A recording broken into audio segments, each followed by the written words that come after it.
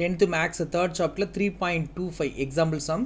So என்ன கொடுத்துருக்காங்க, ஒரு ஈக்குவேஷன் குவாட்ரட்டிக் ஈக்குவேஷன் கொடுத்துட்டு அதில் sum of the root and product of root கண்டுபிடிக்க சொல்கிறாங்க. அதை மூலங்களின் கூடுதல் மூலங்களின் பெருக்கல் பலன் கண்டுபிடிக்க சொல்கிறாங்க.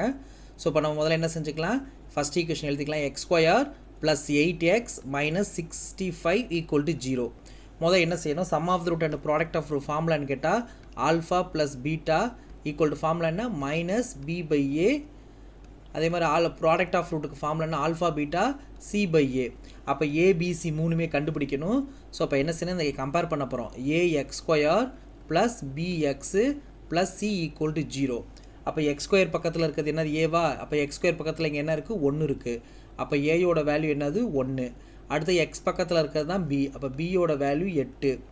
தனியாக இருக்கிறது சி. அப்போ சியோட வேல்யூ மைனஸ் 65. இது அப்படியே சப்ஸ்டியூட் பண்ணலாமா?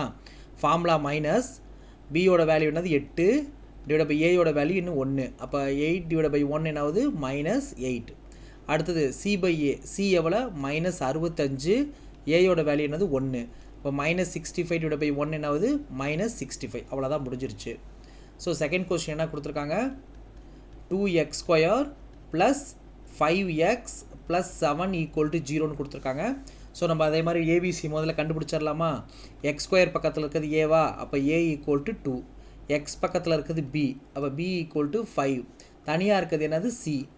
இப்போ என்ன செய்யலாம், அப்படியே ஃபார்முலாவில் சப்ஸ்டியூட் பண்ணிடலாம். Sum of the root formula என்ன, alpha plus beta minus B by A. Product of root formula என்ன, சி பை ஏ. இப்போ அப்படியே வேல்யூ சப்ஸ்டியூட் பண்ணிடலாமா? மைனஸ் ஃபார்முலா மைனஸ் பியோட வேல்யூ எவ்வளோ 5, ஏயோட வேல்யூ 2. அவ்வளோதான். அப்போ மைனஸ் 5/2. சியோட வேல்யூ எவ்வளோ 7, ஏயோட வேல்யூ 2. ஸோ முடிஞ்சிருச்சுங்களா? இப்போ அடுத்ததா மூணாவது question, K X square minus K square x minus 2k cube equal to 0. So இது கொஸ்டின். இப்போ இதில் வந்து நம்ம ஏ கண்டுபிடிக்கலாமா? ஏங்கிறது என்னது, எக்ஸ் ஸ்கொயர் பக்கத்தில் இருக்குது. எக்ஸ் ஸ்கொயர் பக்கத்தில் என்ன இருக்குது, கே இருக்குது. பிங்கிறது என்னது, எக்ஸ் பக்கத்தில் இருக்கிறது. அப்போ எக்ஸ் பக்கத்தில் என்ன இருக்குது, மைனஸ் கே ஸ்கொயர். தனியாக இருக்கிறதுக்கு பேர் என்னது, சி. அப்போ என்ன இருக்குது, மைனஸ் 2k கியூபு. இப்போ ஃபார்முலாவில் அப்படியே சப்ஸ்டியூட் பண்ண போகிறோம். ஆல்ஃபா ப்ளஸ் பீட்டா, அதாவது சம் ஆஃப் த ரூட் கண்டுபிடிக்கிறோம். அப்போ ஆல்ஃபா ப்ளஸ் பீட்டா என்னது, formula minus B by A. அது ப்ராடக்ட் ஆஃப் ரூட்டு, மூலங்களின் பெருக்களுக்கு ஃபார்முலா என்ன, சி பை ஏ. ஸோ இப்போ ஃபார்முலா அப்படியே சப்ஸ்டியூட் பண்ணலாமா? ஃபார்முலா மைனஸ் பியோட வேல்யூ என்னது, மைனஸ் கே ஸ்கொயர். இப்போ மைனஸ் என்னது கே ஸ்கொயர் டிவைட் பை ஏயோட வேல்யூ என்னது கே. இப்போ இந்த மைனஸ் இன்ட்டு மைனஸ் என்ன ஆயிரும், ப்ளஸ் ஆயிரும். இப்போ plus k square divide by K.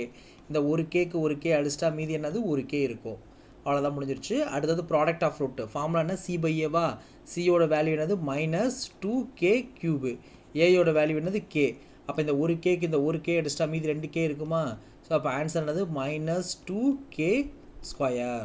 அவ்வளோதான் முடிஞ்சிருச்சு. தேங்க்யூ.